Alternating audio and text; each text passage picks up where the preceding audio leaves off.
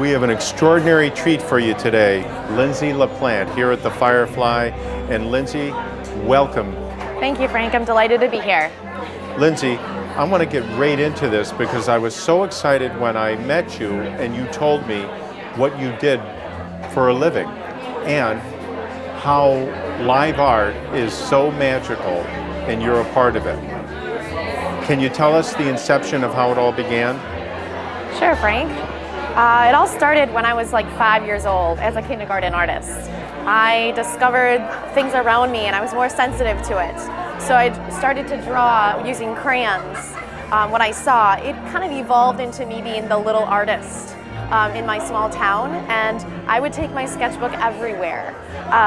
It would take me to places in college in Spain, traveling the journey of my favorite artist, Pablo Picasso, which then led to this integration of art in different places and promotion of business. So I'm happy to be here. It's been a real journey. When I was in Spain, specifically in Barcelona, that is what I would do. I would sit. I preserved my trip, my memories. I commemorated everything I saw using my sketchbook. Not a camera was taken out.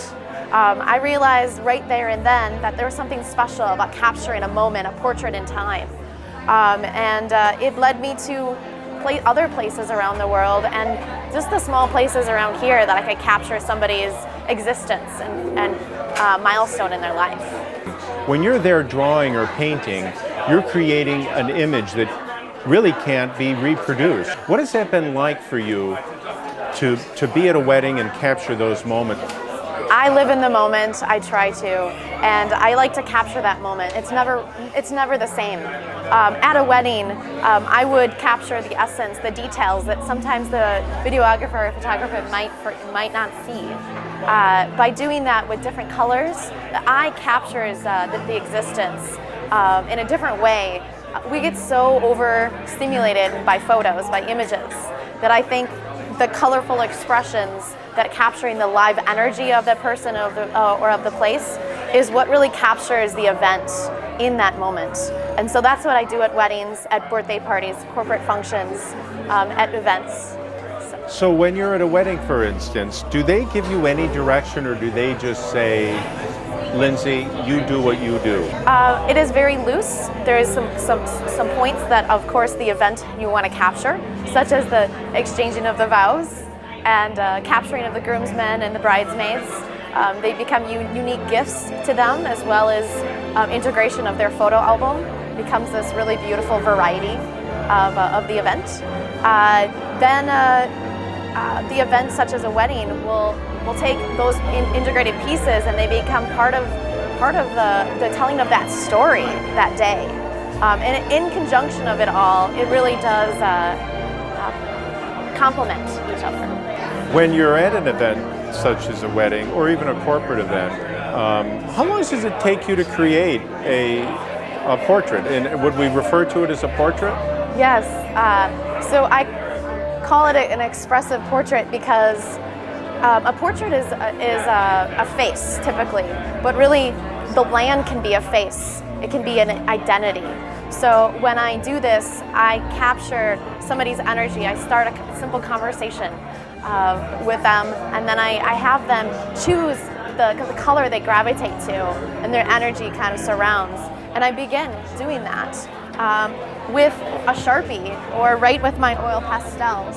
And I do it within about 3 to 7 minutes, depending on the size and how many faces. So what inspires you today? The poser. The poser themselves, when they are there, and you call them the poser. I do. Because it's the sitter, it's the person in front of me. What kind of energy, what kind of personality can I capture? It all goes down to my roots. Pablo Picasso is very expressive. Van Gogh is very thick and colorful. I kind of put those two artists together with some detail of maybe Rembrandt. So I like to put a little bit of realism with a little bit of spontaneity. I'm always challenged. I love challenges. That is why I chose to do it so quickly. I love the awe in the person's face that it is done already. I've captured their soul on paper already in literally minutes. And I love to work with kids And kids have such a hard time sitting, and they're intrigued in the process. They're interacting with me, and they're making choices about their identity and what they feel they should see on the picture. So it's a conversation between the poser and me that influence those strokes. What makes an interesting poser? Expression. Expression. So it goes down to posture and how they carry themselves. For example, Frank, you're leaning back, you're all casual. Oh dear. You got the smile in your face, and it's real. It's not just a fake smile. I capture that. I don't do it in a way. I capture from memory as well, things I feel from you, and those colors. And those colors. So when you're creating a portrait of someone, and you feel that say you started in pencil, but what if you feel, oh, they need color because of something you've seen? Does that ever happen to you? Of course, it's artistic liberty. It depends on the portrait. If I'm doing something that's more contracted, like a piece for a young boy who wanted to give some gratitude to his neurologist, doing a portrait for that coming up this weekend, of course, that's going to take a little bit more time, more thought on how to present that. I noticed you use lights and shadows, and how important is that to an artist? That's our bread and butter. That's it, isn't it? It is. If you want to create life how you see it on paper, you almost need to use the tools to make it come to life. And we do that because we're naturally want to see ourselves in another form.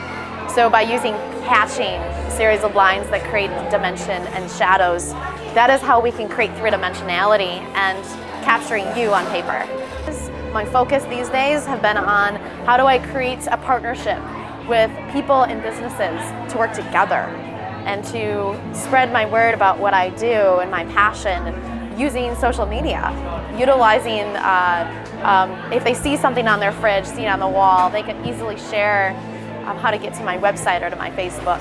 So it's really about that, but my big passion is to create unique art that people can have.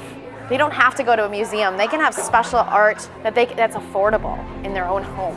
And then I'm really looking forward to doing milestones like a baptism and birthday parties and corporate picnics that can create memories, unique gifts that somebody can have, but also entertainment. My art is not a caricature. And even though it's done fast, it's really truly a tangle of color and expression that I see from somebody. No exaggerations. It is an expressive portrait. It's drawn like a caricature, but it's done a lot more deeply. Thanks again for being with us. Thank you for having me. All right, thank you. Thanks. So, my gift to you. Thank you. That was very nice of you to invite me. Have the pleasure to have that conversation. That was a nice of you to invite me in for the drawing.